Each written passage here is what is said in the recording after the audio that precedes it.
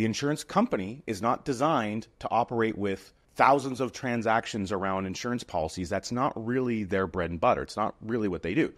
When setting up an insurance policy goes bad, that's something we should talk about.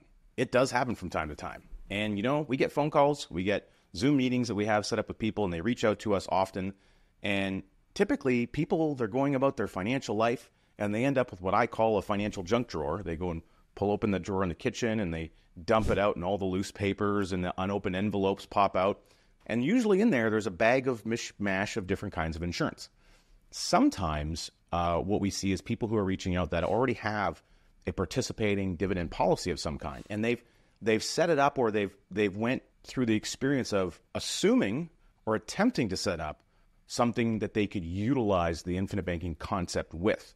So they think they have the right machine or the right vehicle so that they can practice the concept, and then they find out 1, 2, 3 years later that things aren't all they're cracked up to be. They're running into some challenges. Now, Roman is with me today. So excited to chat with Roman.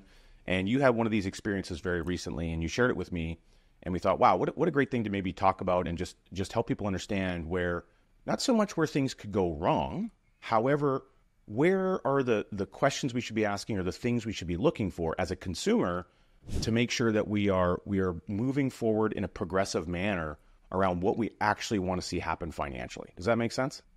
Yeah, I'm also super excited to record this with you, Richard, because this question comes up a lot in the client conversations, and how this happened was, one of our viewers, the Banker's Vault audience viewers, has watched something that actually clicked in his mind, that the cash value in a properly designed participating whole life insurance policy should not go down, and it will not go down. Because this guy had actually a policy in force with someone else, we don't know who, we don't know the story, we don't know if this advisor does really understand infinite banking, if he's an authorized infinite banking practitioner. We don't know this. We're assuming he's not. When he heard this, he immediately reached out to me and said, "Hey, Roman, can you help me better understand my policy that I have in place with one of the companies that I've had for a couple of years?" And I looked at it, I asked my advisor, and apparently what he says was that it actually is kind of going down, which in fact was not. I can explain later why.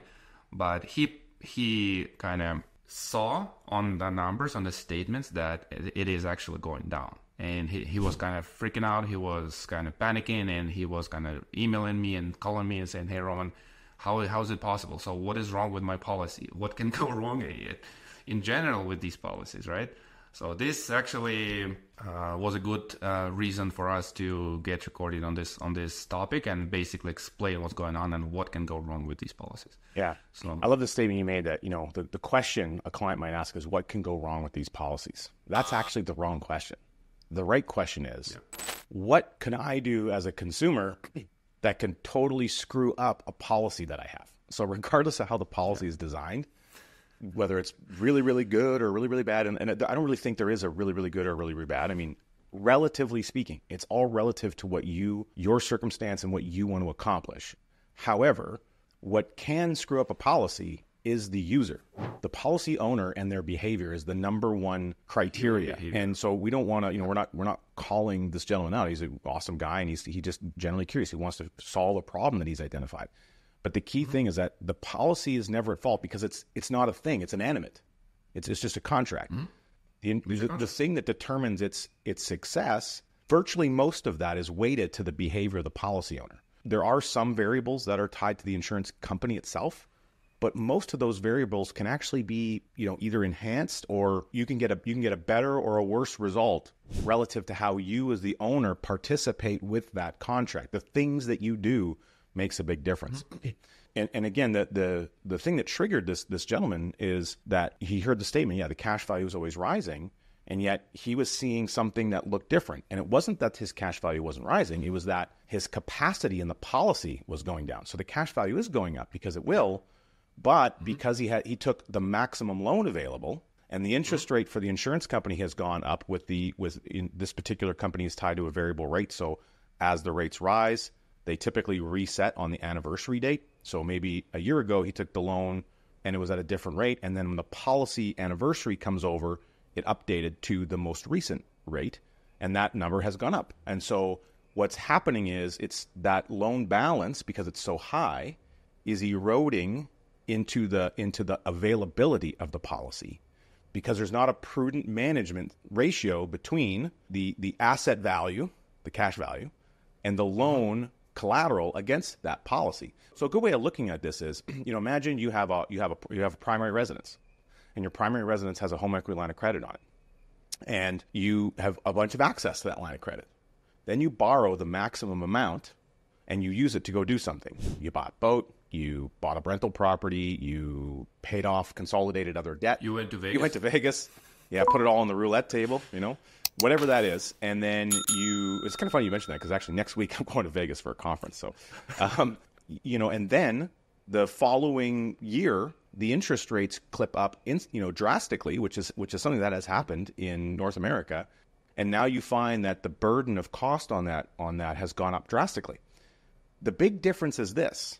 In a home equity line of credit scenario, the lender, which is a third party, it is a traditional brick and mortar bank institution, they are requiring a monthly interest payment.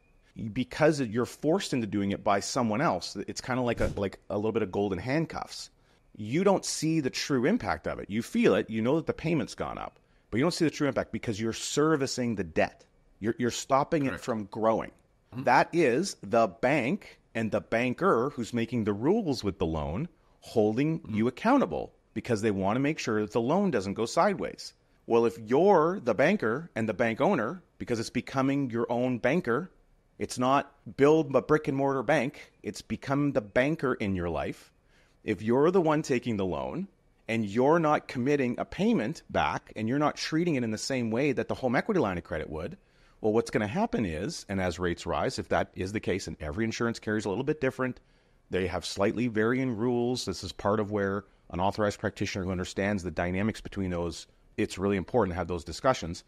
But if you're not putting a payment back in, well, then what's going to happen is that interest is going to capitalize and it's going to grow on top of the loan. Now, the nice thing is that you have control. You can decide when to make the payment. You can do it once a year. You can do it once every quarter. You can do it every 2 weeks. You can do it once a month. As long as the insurance carrier you're working with knows how to apply that payment correctly. By the way, certain carriers don't do that very well all the time. I'm told they're getting better, but I can think of one where I personally have a policy, and it's been over 6 years. It's been a pretty abysmal experience for me as a consumer making loan repayments. It's actually been quite challenging. However, that being said, and coincidentally, this gentleman's policy is with that same company. Is that correct, Roman? Yeah. Okay. So, and we know it's nothing about the company. It's just about the utility of utilization and some of the challenges that arise as a policy owner when you're trying to do more transactional type activity with a policy. Insurance contracts are not banks. They are insurance contracts. The insurance company is not designed to operate with thousands of transactions around insurance policies. That's not really their bread and butter. It's not really what they do.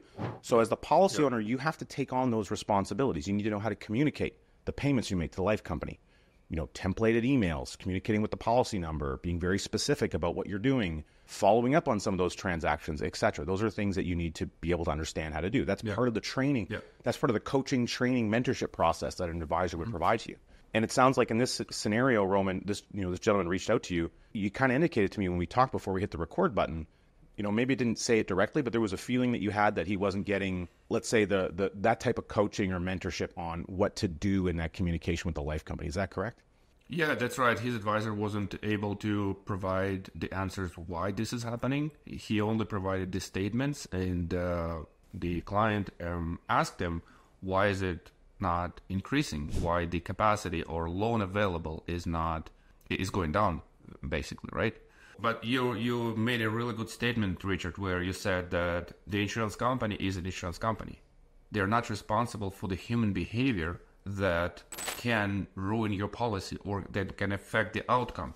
So if the behavior of the policy owner is not something that increases the overall cash value and increases the overall kind of growth in the policy. And then if the policy loan is still in the piece from the bank. And by the way, I wanted to share that Nelson Nash in his book, Becoming Your Own Banker, talking about human behavior a lot.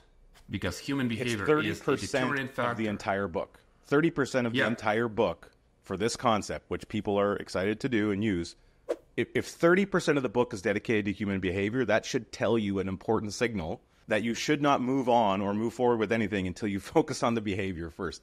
Yeah, that's why it's at the beginning of the book. It doesn't show you illustrations or how to do anything or thinking through the mindset of what it might look like for you and giving you those kind of ideas until you get the human behavior done, because there's no reason to move on until you've done that.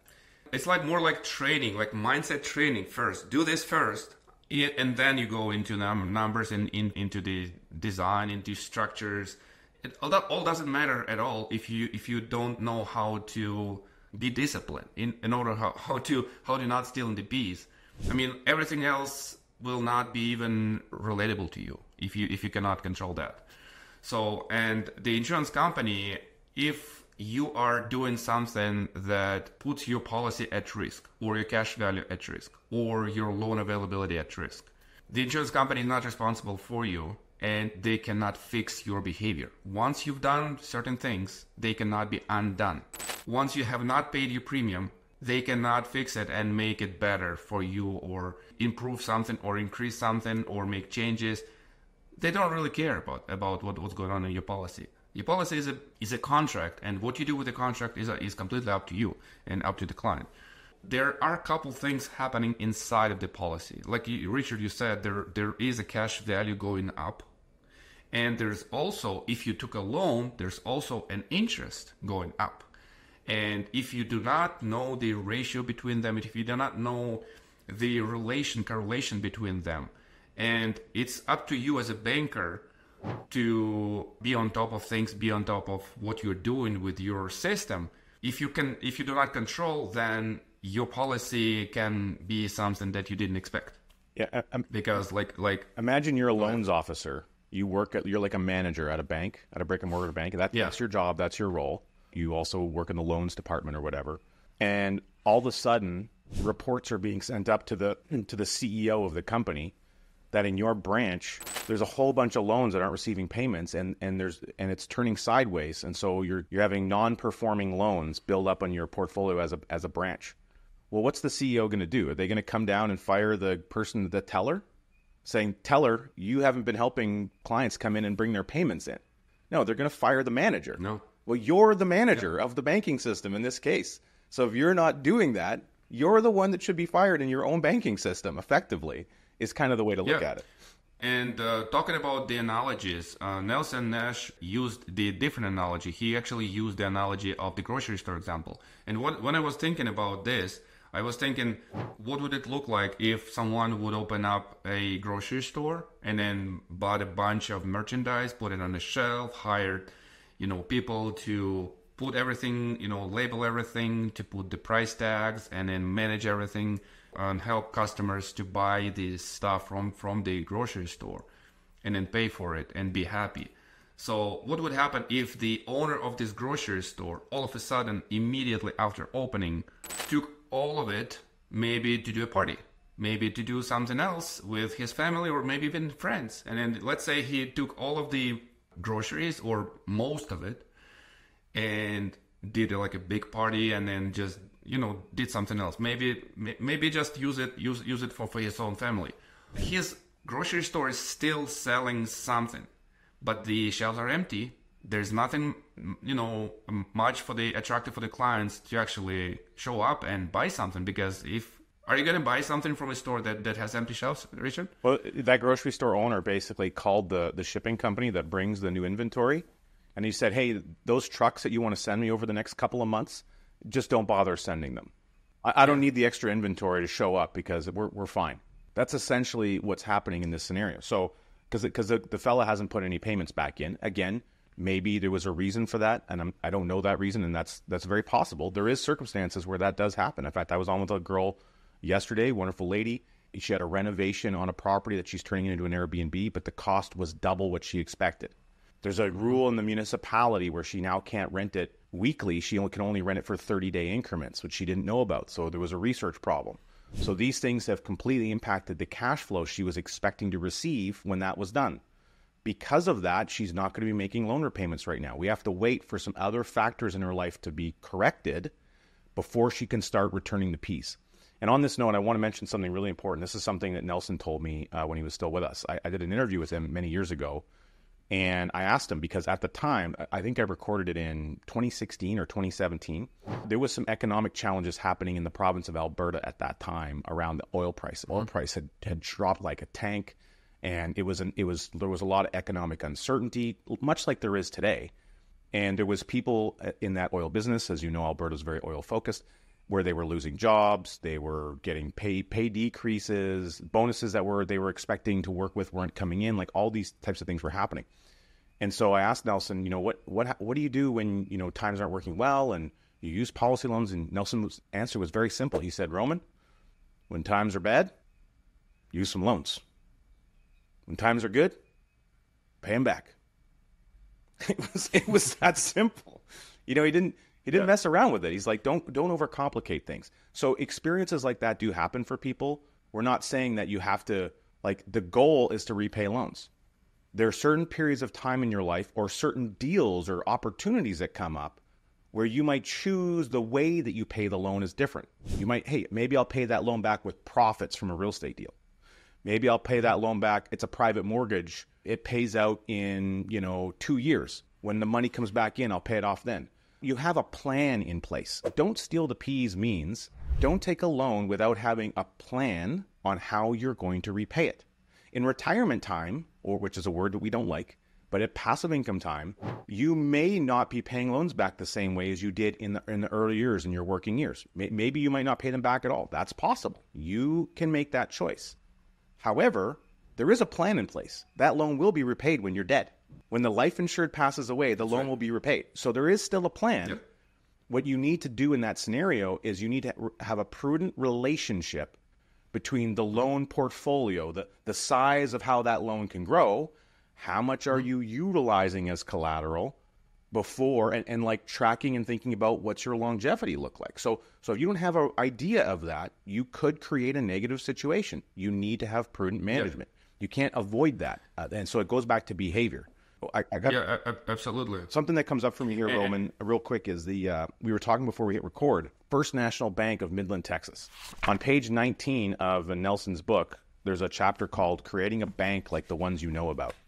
And he talks about the story of a bank that failed.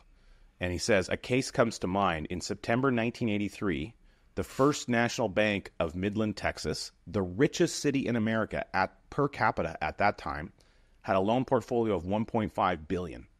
26% of those loans were non-performing. That is, they were not getting the money back, no repayments. That's a pretty big downer on the banking business.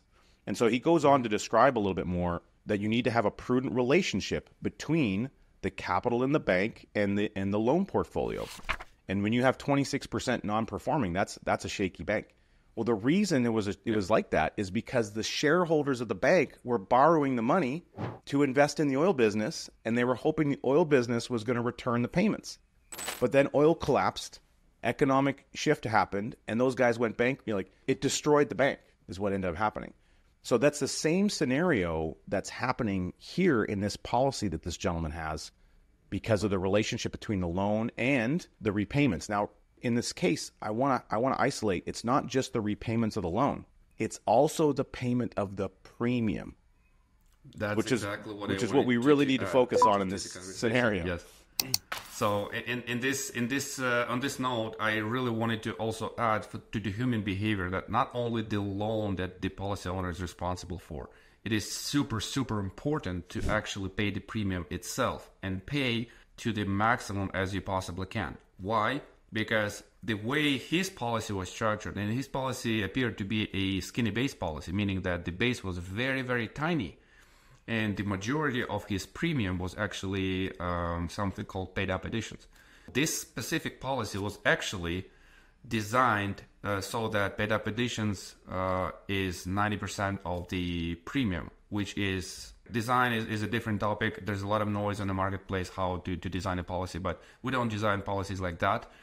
So his policy, human behavior is supposed to support this structure too. Not only design itself has to support this structure, but also you as a policy owner need to understand, you need to realize that if you don't actually pay this 90% of your premium, which you have authority not to do, because you're only required to pay bases, whatever your tiny base is. If you're paying only that and then you're not paying the massive paid-up addition structure every year, then you're stealing the piece, and that will actually ruin your business too as well. The human brain sees a statement and it says, here's the amount that's required for you to put in, the minimum, what we would refer to as the base. If the minimum is only so big, and then there's this flexible optional amount that you can put in, and you remember thinking that you wanted to do it, but you don't have to. And maybe the way the statement comes out, you don't necessarily, sometimes the statement doesn't read simple and easy for you to recognize, oh yeah, it's been a year, I'm really busy, it's a time of year where it's Christmas, my policy's new, and we got other things doing. You know what, let me just pay the minimum, and then I'll deal with the rest later. But then if your life is anything like mine, and Roman, you've got a hockey team full of kids, in your house, you got a busy life.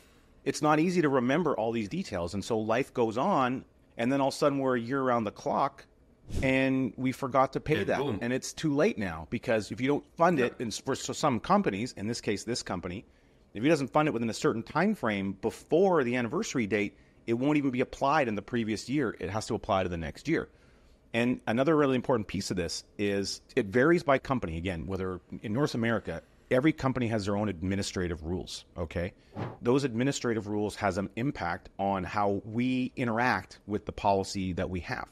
In general, when you fund the paid-up additions premium or the flexible premium, and you do that in the policy year, at the beginning of the year or at the very start, the insurance company has the money up front right away. It buys paid-up insurance death benefit instantly. So you increase the benefit of your family, the tax-free potential. You force a larger guarantee of future cash flow because the cash must grow to equal that future death benefit. So several beneficial things happen immediately. The other benefit is that, in general, the dividend that you would be entitled to if the company releases a dividend that year will also be higher. Versus if you waited 360 days and you sent that amount of money in on the last day, well then you as the policy owner would not be entitled to the same size of dividend because you didn't contribute to the surplus in the same way in that policy year. Okay, so that's a very rational way of thinking. Each day not paying your premium or each day not paying your paid up addition affects all future dividends moving forward. All of it. That's correct. That's correct. And it may vary by insurance company to some degree, but in general, that is the case. And, when I started doing this, I didn't know that. I kind of learned that haphazardly throughout the process.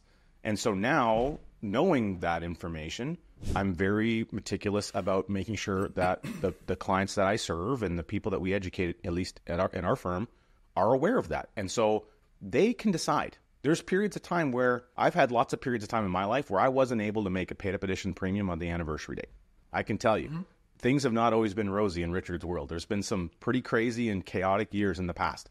There's been a lot of years where I wasn't making money. In fact, in the last 15 years, there's probably been at least three times, where I've gone almost 6 months or maybe more where I've barely made $1 because of circumstance that affected my life. So you have to recover from those periods. I'm no different than anyone else. Yeah. And so that doesn't, hey, I didn't have the money to pay a paid-up addition premium right away. It hasn't always been rosy and perfect for me, and I don't expect it will be for everyone else. But if we understand mentally what we want to have happen and where we can control the circumstance better, we have ammunition to make sure that we're more focused and targeted on the result that we want to achieve. And we understand clearly we're in the driver's seat of that. And so if we don't do certain behaviors, certain things in the future will not occur. So circling back to this particular contract, again, this is a very young contract. I think it's maybe in its second or third year, Roman. I can't recall what the situation is, but it's the second year. Gentleman funded the policy really good in the first year, probably got a decent, okay dividend that first year, but the policy's brand new. Like it's just getting started. And if you have a small base policy or minimum premium, well, the growth of the guaranteed cash value for the base contract is also small and minimum. And so there's a reference point between those two things. This is something I think a lot of people don't understand, and I think I'd like to speak on this, is that cash value is an amalgamation of multiple line items. There's the guaranteed cash value, which is the cash that is created for the base policy. So we have a starting death benefit. Let's just say it's $100,000. Day one, we pay a premium. We have $100,000 of death benefit. By age 100 in Canada, 121 in the United States, that cash value must grow to equal $100,000. Very simple, very basic. Generally, most companies, they show that on a daily basis. Not across the board. Every company's a little bit different, but in general, that's pretty common. Then you have the paid-up additions or the flexible premium. When that's funded, it instantly buys paid-up death benefit, and it stacks on top of the base policy. Now, it will also grow in cash value, and it does grow daily for most of the case, but the rate of speed of daily growth is much smaller because you get an instant boost. So it creates an instant boost of cash value, but then it's more of a trickle of growth until a policy matures more. The third item is dividends. So when we receive dividends, which is not guaranteed, but we're entitled to, and the companies we work with, Roman, they've been pretty damn good at paying them for a long, long time. When that dividend comes in, it effectively does the same job as a paid-up addition and the same thing as the flexible premium. It buys another little chunk of paid-up whole life that's now locked in, and it also produces a chunk of cash value at that time.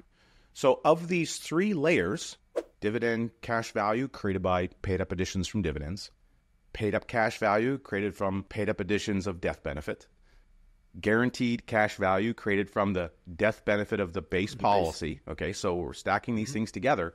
The rate or the speed or the daily type of accumulation that you see is different for each layer.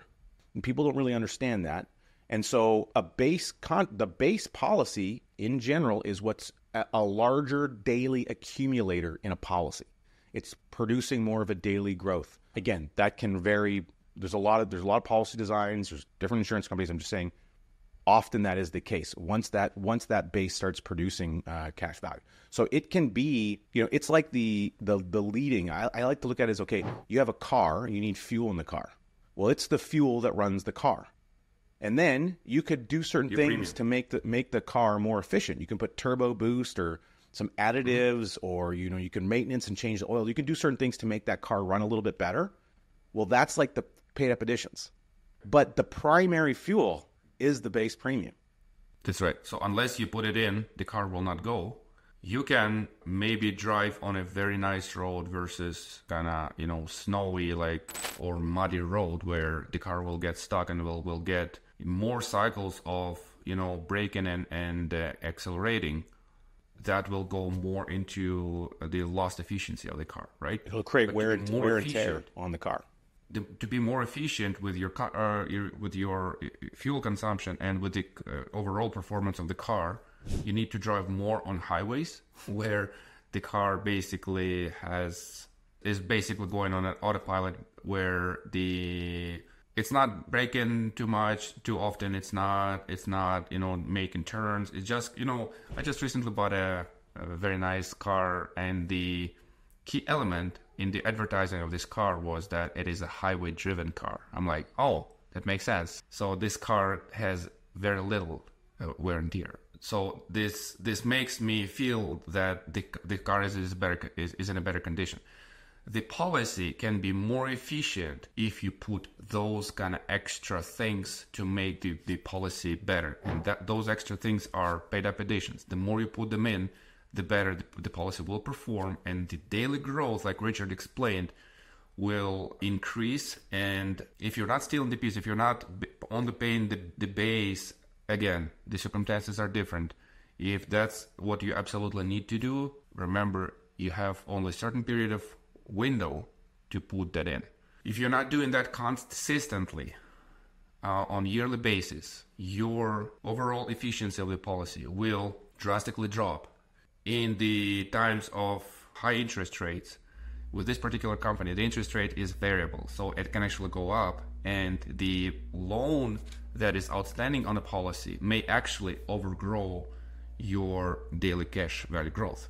And that was one of the reasons why the cash value was still rising. But in his eyes, because of the interest rate offsetting the growth, the loan availability was going down.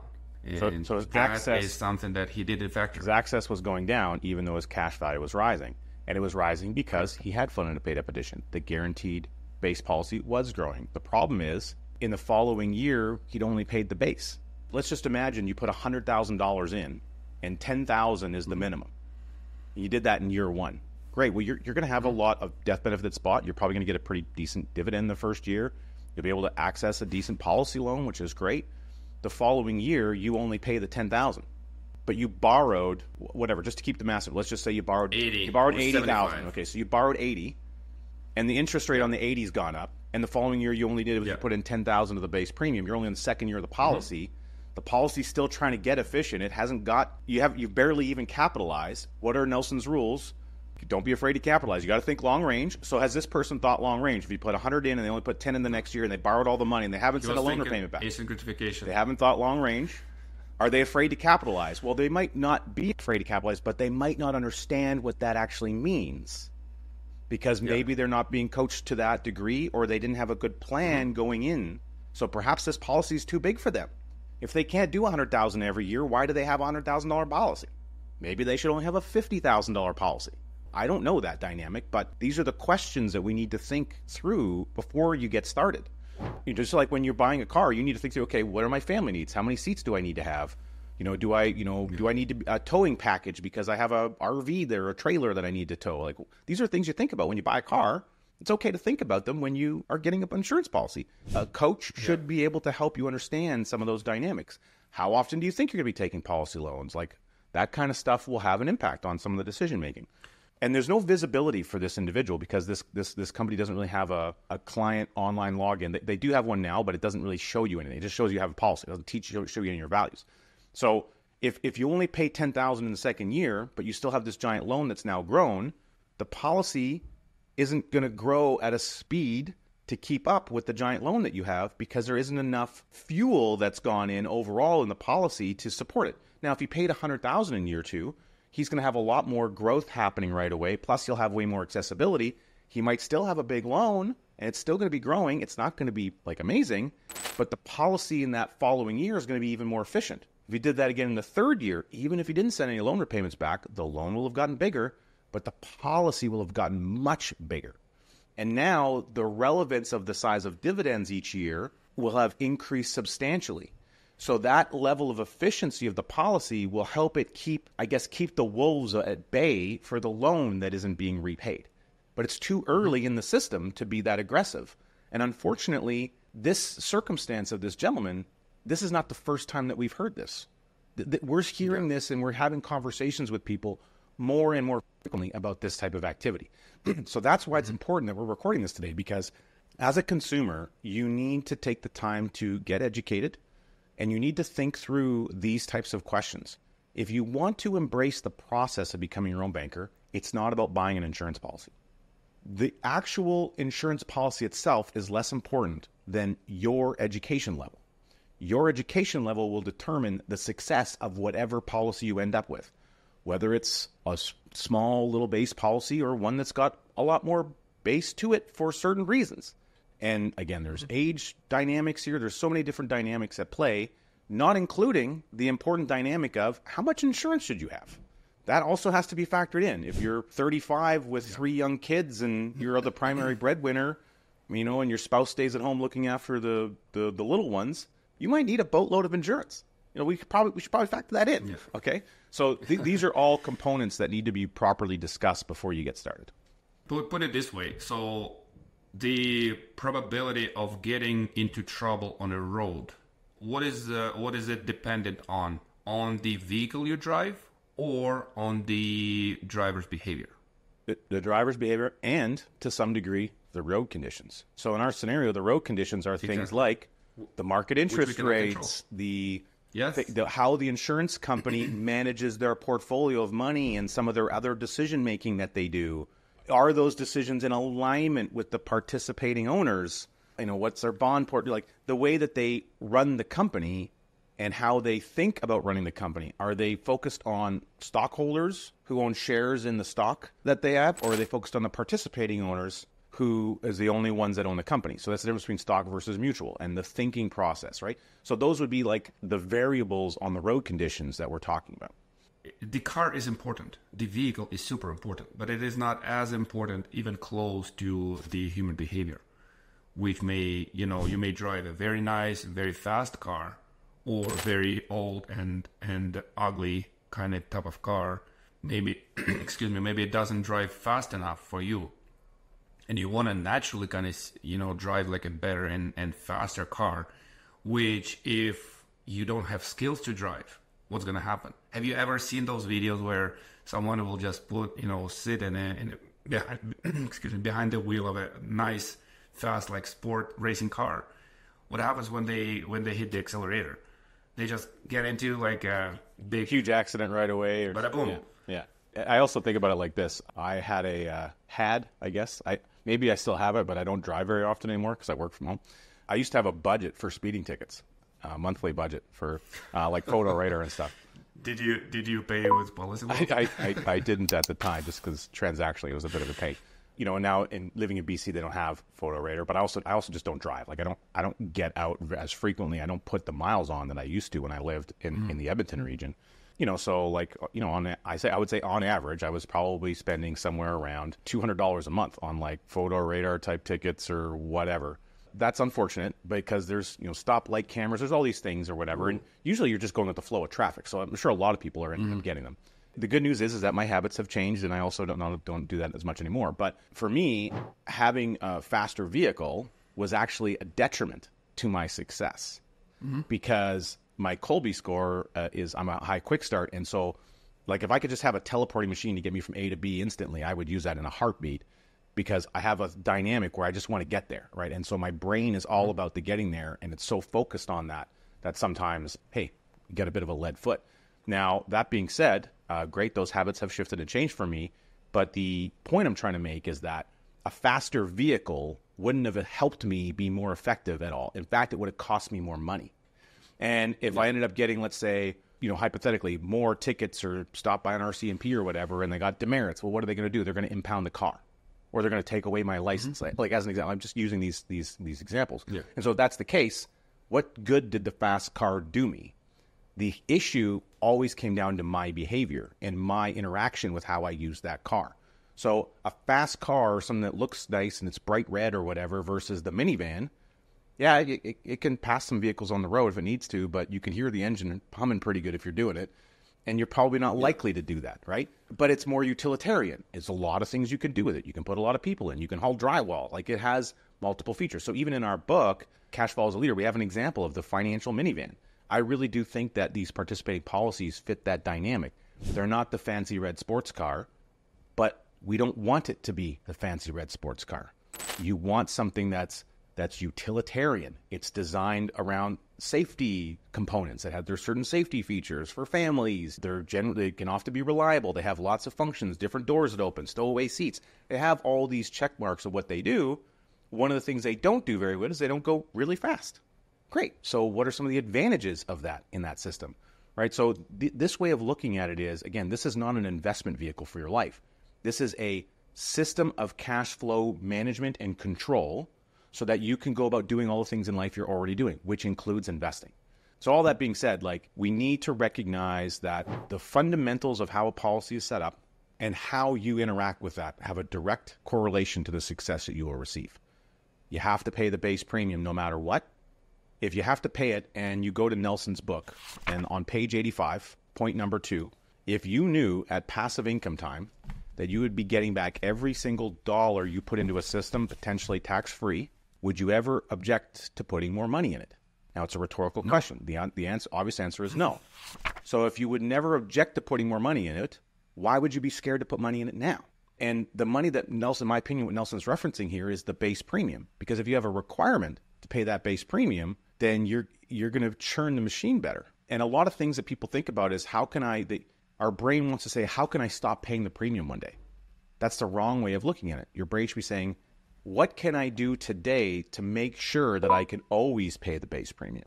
What behaviors can I shift and change to set myself and my family up for the success to make sure that base premium is always funded so that the machine, because if I'm at a point where every time I put $1 in of the base premium, I get $2 or $3 back that same year, why would I want to stop putting the first dollar in?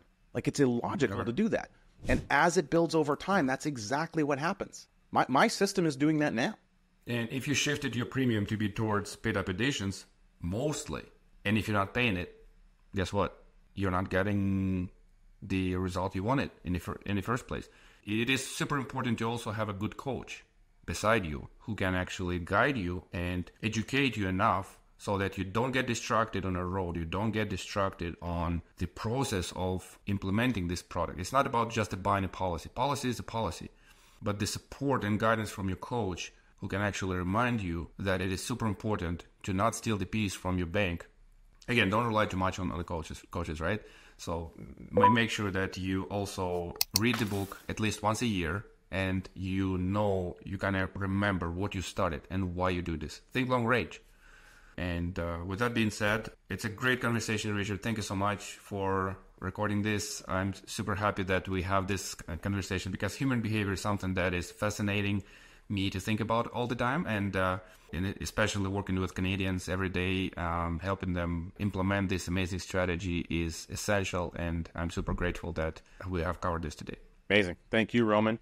And for everyone tuning in on the YouTubes, boom, you should see a magical playlist that just appeared that says, watch me, because I'm good content. So go ahead, click on it. It's good stuff.